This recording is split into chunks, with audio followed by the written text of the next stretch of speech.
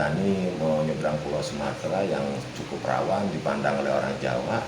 Saya beranikan diri dalam perjalanan malam hari siang hari dengan modal pas-pasan, modal nekat. Saya tidak bawa tas, saya hanya bawa tas pasar yang warna merah. Um, Halo, boleh perkenalkan namanya sama alamatnya ataupun hal lainnya?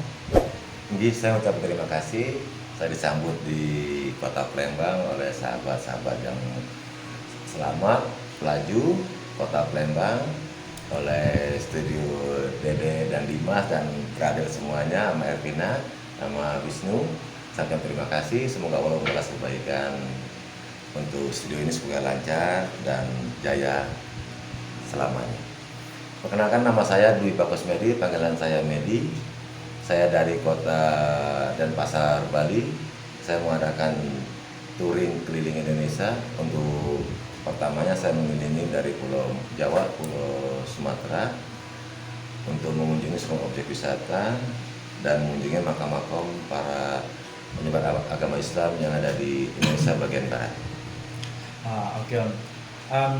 Tadi kan dari perkenalan tadi tuh Om bilang kalau dari Bali ya. Nggih. Kita mau tahu Om gimana sih keadaan di Bali selama pandemi selama 2 tahunan ini. Secara jujur, perkembangan pariwisata di Bali untuk 2 tahun ini dari awal pandemi sampai sekarang ini, perkembangan Bali secara jujur saya mengatakan agak sepi, dan seluruh hotel dan villa-villa itu tidak berjalan seperti biasanya dan banyak kamar-kamar yang kosong. Dan mudah-mudahan dengan pimpinan Bapak Presiden Jokowi dengan staf menterinya ini untuk memajukan perkembangan Bali dari level 4 ke level 3, dan mudah-mudahan pihak pemerintah tingkat 2 dan tingkat 1, Bapak Gubernur dan Bapak Presiden Jokowi dengan para menterinya memberikan bantuan yang sangat besar untuk kemajuan pariwisata di Pulau Bali. Oke. Terus Om, gimana sih Om bisa tertarik sama touring keliling Indonesia? Itu awal mulanya gimana sih? Ya, sebenarnya inisiatif saya keliling Indonesia sebenarnya karena dari dampak COVID yang sangat berkepanjangan ini hampir 2 tahun, saya tidak punya pekerjaan yang sangat besar penghasilan uangnya. Jadi saya tertarik, mudah-mudahan dengan pengalaman saya di tahun 2010 sampai 2015 yang saya sering keliling Indonesia bagian timur dan Jawa bagian timur, dan sehingga saya tertarik untuk mengadakan keliling perjalanan saya dari Pulau Jawa ke Pulau Sumatera untuk mengeksplorasi objek wisata di Indonesia, sama untuk mengunjungi objek-objek wisata religi dan mengunjungi makam-makam penyebar agama Islam yang ada di Pulau Jawa dan Pulau Sumatera. Oke. Terus Om boleh gak ceritain kayak mana sih awal mula bisa melakukan touring ini? Kayak lebih ke gimana sih memulai petualangan ini gitu? Awal mula Ya, startnya. awal mulanya karena saya dalam keadaan terpuruk dan tidak ada penghasilan yang bisa menutupi kebutuhan hidup saya sudah menemui Ketua Himpunan Donor Darah Bali, Bapak Ketut Priyanto. Dia mendukung saya untuk mensupport bantuan surat izin jalan atas nama Perhimpunan Donor Darah Indonesia Wilayah Bali untuk memudahkan saya di dalam perjalanan jika saya dikena razia PPKM antar provinsi dan antar pelabuhan. Oh, berarti Om menjadi bagian dari PMI kah atau bagaimana? Kebetulan saya anggota Perhimpunan Donor Darah Indonesia Wilayah Bali, dan kebetulan saya adalah seorang anggota mendapat penghargaan dari Presiden untuk donor darah 100 kali, dan telah mendapatkan piagam SK penghargaan pahlawan kemanusiaan Satya Lencana tentang kebaktian donor darah. Oke, luar biasa. Alhamdulillah berkah Tuhan memberikan kesehatan sehingga saya bisa donor darah selama lebih kurang 25 tahun lebih. Oke, nah kita balik lagi ke topik. Kalau misalkan untuk target dari perjalanan ini ada gak Om? Target apa sih yang mau dicapai Om dalam perjalanan ini? Ya, target saya ingin mengunjungi objek-objek wisata yang belum pernah saya lihat di Pulau Bali dan di Pulau Lombok. Saya lihat perkembangan eksplorasi pariwisata untuk di Lampung, sama di Padang, sama di Medan dan Aceh cukup bagus, sama di Pulau Pinang, sama di Bangka Belitung cukup bagus. Hanya ya menurut saya dukungan pemerintah tingkat 2 tingkat 1 kadang-kadang harus dibantu, karena wisata Bali itu maju itu karena ada dukungan dari pemerintah tingkat 2 tingkat 1, jadi meningkatkan kunjungan tamu baik dari dalam dan luar negeri, sehingga Bali itu bisa untuk ditingkatkan. Tapi untuk alam-alam Sumatera Barat, Medan, Aceh, Kepulauan Riau sama Lampung yang saya lihat, yang saya dengar sendiri memang cukup bagus untuk dikembangkan untuk objek pariwisata di Sumatera. Terus target dari perjalanan ini kan, apakah Om ada tertarik untuk terjun ke travel blogging ataupun buat buku ataupun lainnya? Ya, tujuan saya untuk mengadakan touring naik sepeda motor karisma keliling Indonesia ini, tujuan saya untuk mengumpulin dan mengunjungin seluruh objek-objek wisata religi, baik itu wisata makam-makam sejarah dan makam-makam penyebar agama Islam, sama tempat-tempat wisata yang agak-agak terkenal, baik dari wihara maupun dari gereja, sama suatu peninggalan sejarah seperti kerajaan-kerajaan di Siak, sama di kerajaan Medan, sama kerajaan Aceh. Itu sangat saya tertarik, dan saya belum pernah mengunjungi di sana, hanya mendengar dari sebuah TV saja. Berarti bakal ada rencana Om untuk membuat suatu buku ataupun membuat travel blogging untuk kedepannya, atau gimana? Kalau secara jujur, saya akan membuat buku pertama yang akan saya buat adalah buku penyebar agama Islam Bali dan Lombok. Itu akan saya berikan kepada tiap-tiap musola dan majelis zikir. Kalau untuk buku untuk Sumatera dan Jawa, saya belum punya duit karena cukup besar, karena itu lebih dari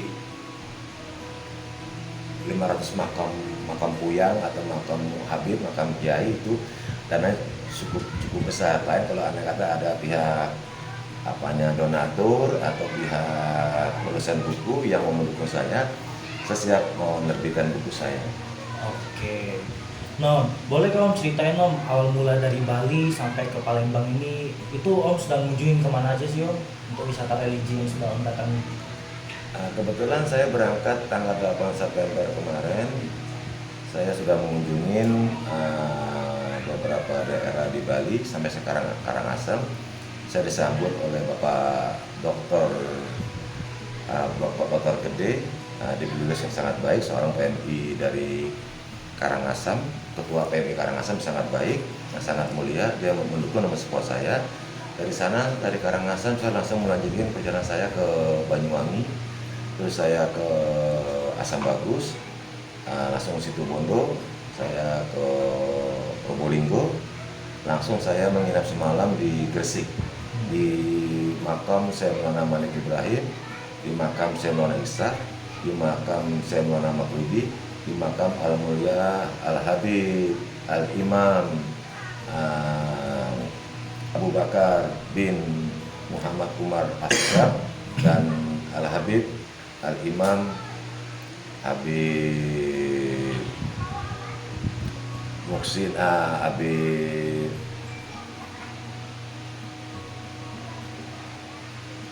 Muhammad Al-Ilas Habib Gresik. Habib Gresik, dia seorang wali kutub di kota Gresik yang sangat terkenal, dan seluruh orang wali Gresik akan menghormatin beliau. Terus saya mampir lewat sebentar ke makam Sunan Gunung Jati. Terus saya mampir sebentar ke makam kedua orang tua saya di Pelumpung, sejarah kubur untuk izin, karena sebelum saya ke kuburan wali-wali yang ada di Sumatera ataupun di Jawa ataupun nanti di Madura, saya harus mengunjungi di makam orang tua saya, sambil sujud kirim Al-Fatihahnya, zikir tahlil ke orang tua saya. Semoga Allah memberi kemudahan, kelancaran, dan memberikan pertolongan yang tidak disangka-sangka.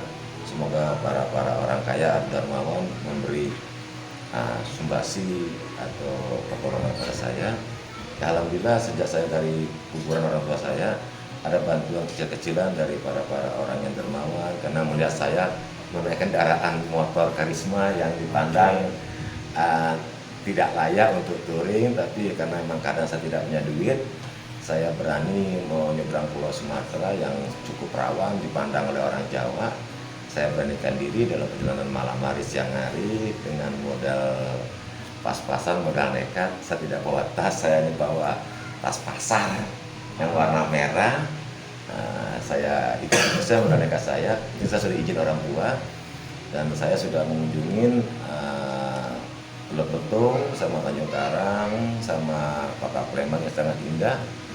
Kota Palembang itu memang sangat terkenal dari makom Sulu Indonesia yang saya kunjungin. Palembang adalah Hadramaut Little, jadi kota Hadramaut kecil, tempat kumpulan para Habib seluruh Indonesia. Itu diakuin oleh orang-orang yang benar-benar cinta dan gila Habib. Dia Palembang disebut kota Hadramaut Little, jadi seluruh para Habib yang ada di Indonesia berkumpulan kebanyakan di Palembang.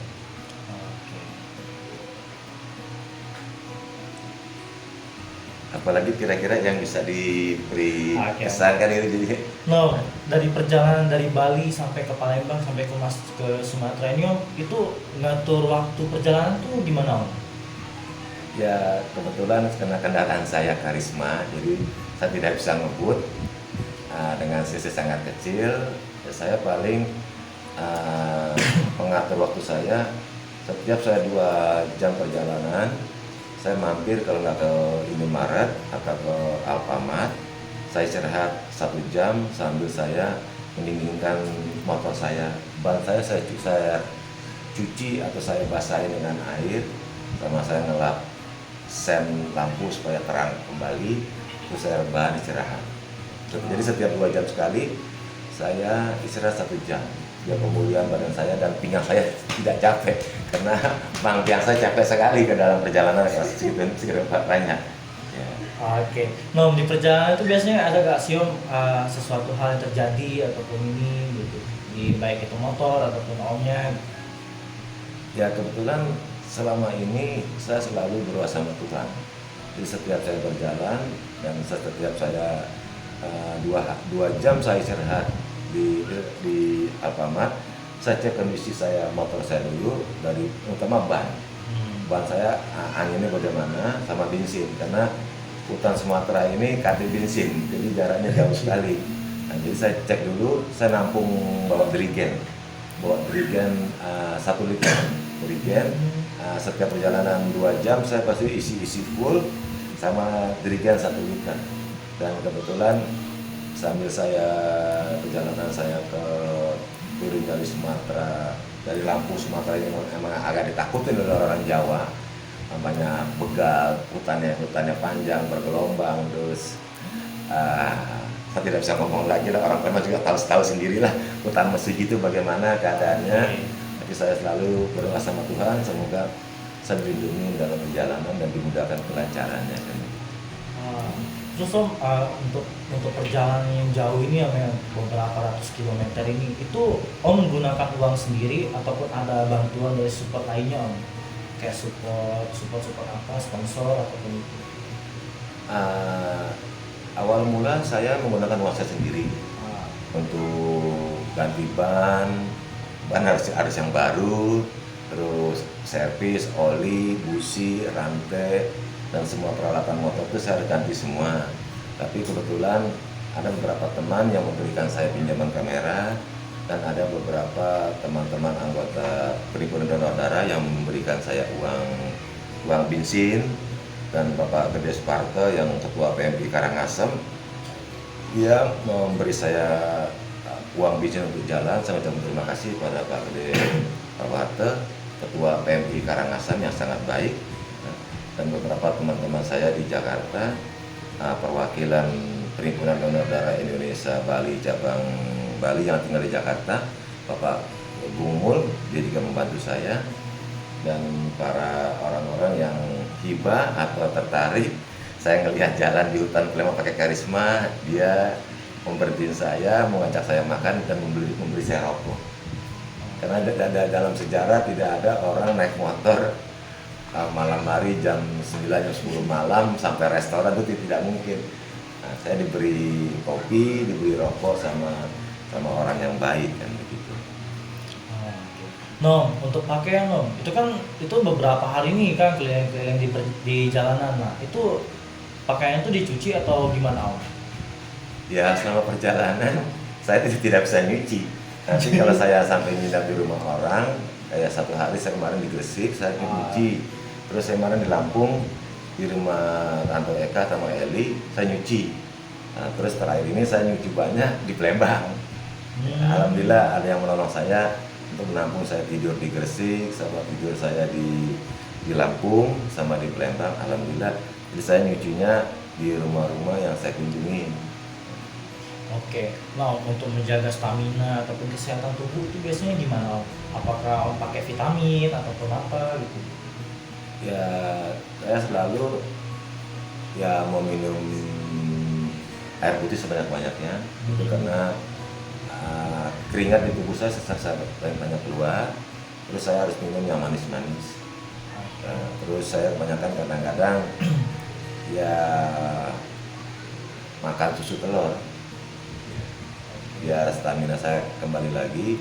Sama setiap pagi sebelum saya berangkat aktivitas touring itu saya minimal menggerakkan kaki 30 menit karena paha itu sangat bahaya kalau tidak digerakkan.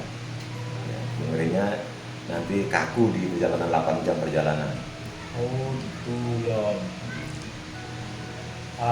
Lalu Om, kalau untuk tujuan Om, kalau untuk tujuan sekarang nih treknya itu kemana aja Om?